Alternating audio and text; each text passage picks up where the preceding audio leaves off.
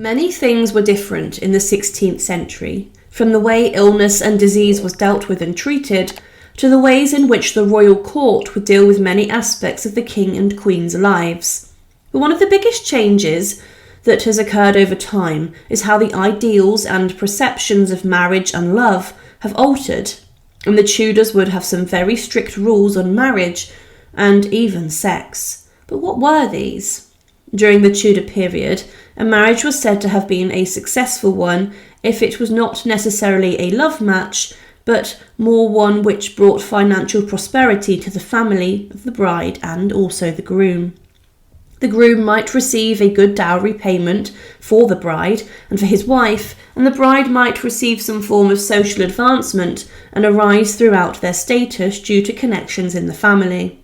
But love was often ignored, and there were many examples during the Tudor period where two people were in love and they were shunned and banished for their love and for the fact they married without seemingly getting permission.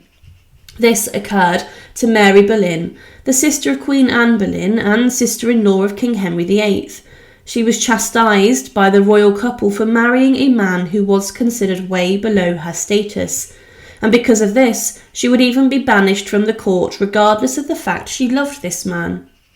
But the higher someone was up the social class in the Tudor period, it was less likely that they would have some element of choice with regards to who they would marry. Some children were married off, even at the age of 12, and this was considered the minimum age by the church for someone to enter full marriage. But when families negotiated with regards to marriage, these were often very intense and would be very formal.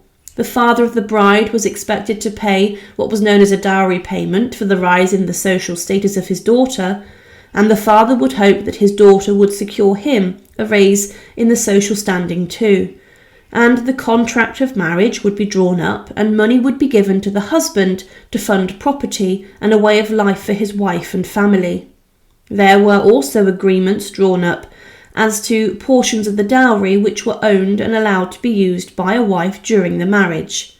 It was said at the time that a father's ability to provide for the rest of his children often depended upon his heirs making the most advantageous match available to him. The connection can be seen quite clearly in a document, like the will of Thomas Stonner, who wished the proceedings of the sale of his son's marriage to be used to marry his 5 daughters. Some fathers would become power-obsessed, and they would see their daughters as pawns to be played in a game of chess to get them more power and status. Thomas Boleyn is a man who was considered rather power-hungry, and he would see his daughters at times as dispensable, as long as they could get him some form of advancement and favour in the eyes of the king. When Anne Boleyn did marry the king, the Boleyn family rose to dizzying heights because of this, and Thomas believed that he had then done his duty. But sometimes marriage agreements would go wrong, and one of the most famous saw the first wife of Henry VIII stranded in England, virtually under house arrest. Catherine of Aragon was first married to Henry's older brother Arthur Tudor, but shortly after the wedding Arthur died, and because of this Catherine was stuck in England. Henry VII was unwilling to give the dowry payment back, as he needed this in England, and Catherine was then stuck and was held in palaces. Henry VII even considered marrying her himself following the death of his wife Elizabeth of York, before he then married her off to his second son, Henry VIII. Also, the wife of Henry VIII's much elevated illegitimate son Henry Fitzroy, Mary Howard, was scammed out of her rights to Fitzroy's estates, as following his death Henry VIII found a way out of this, as it was said the marriage had never been consummated between the two before Fitzroy died. But marriage was not always to bring happiness. This was almost an afterthought when it came to Tudor marriages. If the couple found love, that was considered a good thing, but successful marriages were not measured on happiness. They were measured on children who were produced. Henry VIII was known for his disastrous marriages, but when he married Catherine of Aragon, it is believed he was smitten with her, and he even wrote her sonnets and love songs. Catherine would love Henry VIII, but this came over time, and she did bear a number of children, many of whom died, and the royal couple experienced a lot before their marriage went downhill. Weddings in the Tudor period were similar to today, as they could be a simple and straightforward affair, but they could also be huge celebrations. Some of Henry VIII's marriages were actually rather intimate and quiet affairs which would take place inside of private chambers in chapels.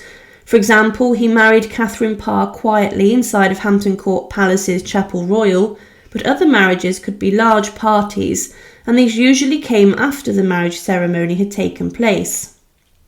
A legally binding marriage at the time needed only the man and woman to refer to themselves and acknowledge themselves as husband and wife in front of some witnesses. With this, Catherine Howard, the executed fifth wife of Henry VIII, could be considered to have entered an invalid relationship with the king, as she had technically and legally for this reason been married to Francis Derham, as she acknowledged she was his wife in front of others. Couples could also be married by proxy, and this was mostly done for children who could not travel to foreign lands or faraway places. Princess Mary Tudor would also have someone consummate her marriage to the King of France by proxy, as she had a courtier touch her bare foot with his leg. With regards to sex, this was during the Tudor period. Sometimes that was reserved only really for the purpose of having children. Childbirth was incredibly dangerous for mother and child at the time, and around 50% of all children would die before the age of 5, and there was a high death rate amongst women who would give birth. They often suffered conditions such as childbed fever, so because of this, sex was considered rather dangerous. People during this act were said to have been part of this duty, and Henry VIII would fall in love with Catherine Howard, his teenage and young mistress, and then want to marry her due to the pleasure that she gave him. Interestingly, sex was also banned across Tudor England on Sundays, Wednesdays, Fridays, feast and fast days during Lent, during the daytime, and also 3 days before someone would take Holy Communion. There was even charts devised to document this. Following childbirth, sex was banned for around a month, and some doctors stated that one should abstain for longer after the birth of a girl. Because of all these rules, the church was banning sex for around 40% of the year, and this would be followed by many due to their devotion to religion.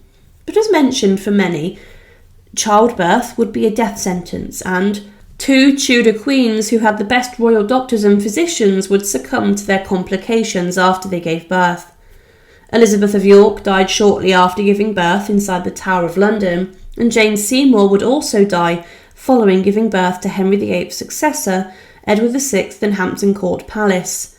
But women following birth, if this was not successful, would be expected to try and get pregnant as quickly as possible. And what we know is that following giving birth, women are slightly more fertile and are more likely to conceive a child. However, there was a little regard for the women's feelings and emotions with regards to a stillbirth or a death of the child. Also, if a child was born, it was expected in the upper classes that the parents were rather distant, as affections would spoil a child. With this, kings and queens would visit their children inside the royal nursery, where many women and staff would actually raise the children.